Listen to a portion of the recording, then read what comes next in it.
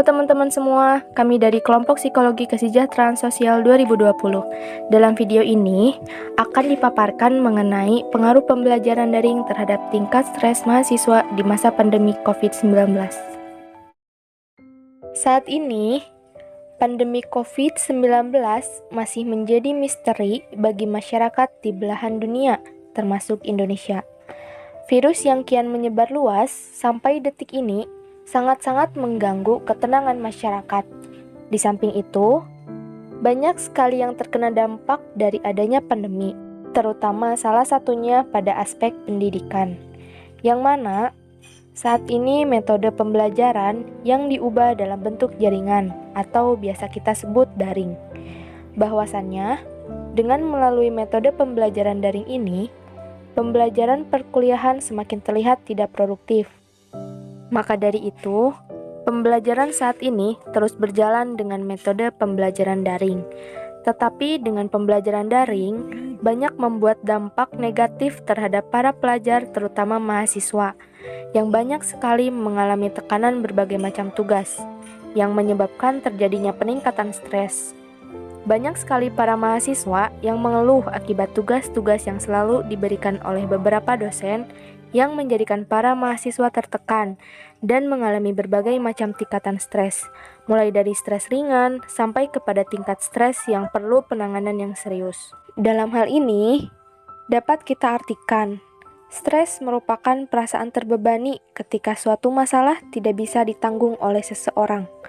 Stres telah menjadi masalah yang dirasakan banyak orang saat ini, seperti adanya tekanan keluarga, tempat kerja, pertemanan, dan lingkungan sekolah maupun universitas, yang kerap kali menjadi pemicu timbulnya stres pada diri seseorang. Lingkungan yang bersahabat menuntut untuk menyesuaikan diri, di mana seseorang diharuskan beradaptasi dengan cuaca, suara, kepadatan, tuntutan interpersonal, tekanan waktu, standar penampilan, dan berbagai ancaman rasa dan harga diri. Reaksi seseorang pada ancaman dan perubahan lingkungan juga menyebabkan perubahan dalam tubuh yang menyebabkan keadaan stres. Stres terbagi menjadi dua jenis, yaitu yang pertama, eustress, yang artinya stres yang baik. Stres yang ini menantang kamu untuk menjadi lebih maju dan kamu bersemangat menghadapinya. Dalam contohnya, kebutuhan untuk menang dalam sebuah pertandingan. Yang kedua, distress, yang berarti stres yang buruk.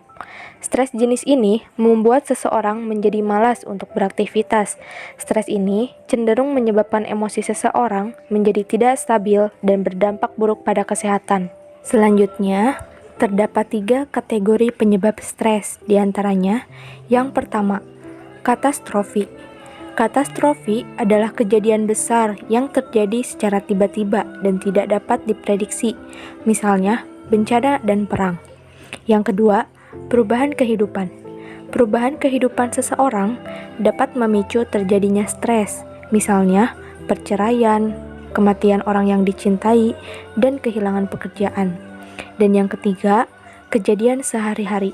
Kejadian sehari-hari yang dapat menimbulkan stres, misalnya jadwal kerja yang padat, lalu lintas yang macet, dan antrian yang panjang di kasir, loket, ataupun bank.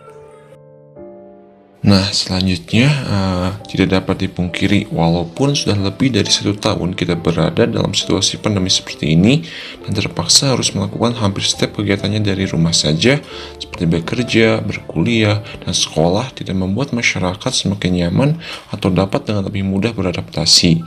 Sebagian besar masyarakat banyak yang semakin lama semakin merasa muak dan bosan dengan situasi seperti ini yang tidak berujung. Pikiran yang menumpuk karena berbagai hal dengan ruangan atau lingkungan sekitar yang kurang mendukung untuk berpikir dengan jernih dan tenang dapat dengan mudah memicu seseorang untuk mengalami stres. Tentu saja stres yang dialami atau dirasakan oleh setiap orang dapat berbeda-beda, tergantung dengan apa penyebabnya, bagaimana seseorang tersebut mencoba mengatasi, dan bagaimana lingkungan sekitarnya. Stres pada masa pandemi yang dialami mahasiswa yang sedang berkuliah ini dapat disebabkan oleh berbagai hal, seperti tugas yang menumpuk, kegiatan di luar aktivitas kuliah lainnya, lingkungan pertemanan yang bermasalah, lingkungan rumah atau area belajar yang kurang mendukung, situasi keluarga yang kurang mendukung, dan mungkin dalam hal percintaan. Jika seorang mahasiswa memikirkan terlalu banyak yang membebankan pikirannya dan tidak dapat diatasi oleh diri sendiri, akan menyebabkan stres. Jika tidak ditangani dengan segera, stres dapat mempengaruhi kondisi fisik, mental, dan emosi seseorang. Maka dari itu penting bagi kita untuk lebih kenal dengan diri sendiri agar mengetahui apa yang harus dilakukan untuk mengatasi stres yang kita alami. Tapi tidak perlu khawatir, karena stres dapat diatasi dengan beberapa cara. Berikut adalah beberapa cara mengatasi dan menanggulangi stres yang terjadi pada mahasiswa dalam pembelajaran online daring pandemi. Yang pertama, ada mengenal diri sendiri. Penting bagi setiap orang untuk dapat mengenali dirinya sendiri, bagaimana cara dia berpikir dan mengatasi masalah, mengetahui kelebihan dan kekurangan kita, di mana zona nyaman kita, hal yang disukai dan yang tidak disukai agar dapat mengetahui apa penyebab stres yang dialami, bagaimana cara mengatasi stres berdasarkan penyebabnya. Yang kedua, ada merawat dan peduli diri sendiri. Jika seseorang mengalami stres, mental, fisik, dan emosi orang tersebut akan terganggu. Maka ada baiknya jika kita merawat dan mencintai diri kita sendiri dengan cara mengatur pola makan, pola tidur, pola belajar, serta istirahat yang seimbang. Jika tugas atau pekerjaan yang harus dilakukan ada banyak, kita juga harus menyempatkan waktu senggang untuk diri sendiri agar dapat berpikir tenang dan bersantai sejenak. Nah, yang ketiga, ada memperhatikan keseimbangan. Setiap manusia dianugerahi beberapa aspek dalam dirinya, maka aspek-aspek ini harus dipelihara dan dipenuhi secara seimbang. Terdapat 5 aspek pemeliharaan diri, yaitu aspek mental emosional, aspek intelektual, aspek fisik, aspek spiritual, dan aspek rekreasional. Yang keempat, ada bersikap proaktif. Dalam mencegah gangguan stres, kita harus lebih teratur dalam merawat diri, dan kelima aspek yang kita miliki tersebut agar semakin kuat dan mampu dalam menghadapi stres. Nah, yang kelima, ada berpikir positif dan mencari titik kesenangan.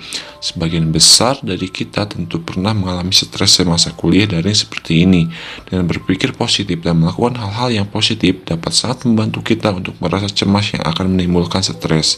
Merapikan dan mendekorasi kamar juga dapat membantu, yang bertujuan untuk menghindari kita dari rasa bosan atau jenuh dengan suasana belajar yang begitu-begitu saja. Mencari kesenangan juga dapat sangat membantu dan bisa dilakukan dengan mencari teman cerita atau mengobrol, mencari kegiatan yang kita sukai dan dijadikan rutinitas, menghindari hal-hal yang sekiranya dapat memicu kita untuk memikirkan hal-hal yang berat. Dengan hati dan pikiran yang positif, tentu kemungkinan seseorang mengalami stres akan sangat kecil. Nah, yang terakhir itu adalah kesimpulan. Keadaan pandemi COVID-19 ini merupakan hal yang harus dilalui oleh seluruh manusia di dunia ini dan tidak dapat menyalahkan satu atau lain pihak. Yang dapat kita lakukan sebagai individu adalah berusaha adaptasi dan jangan sampai dikuasai atau dikalahkan oleh keadaan yang ada.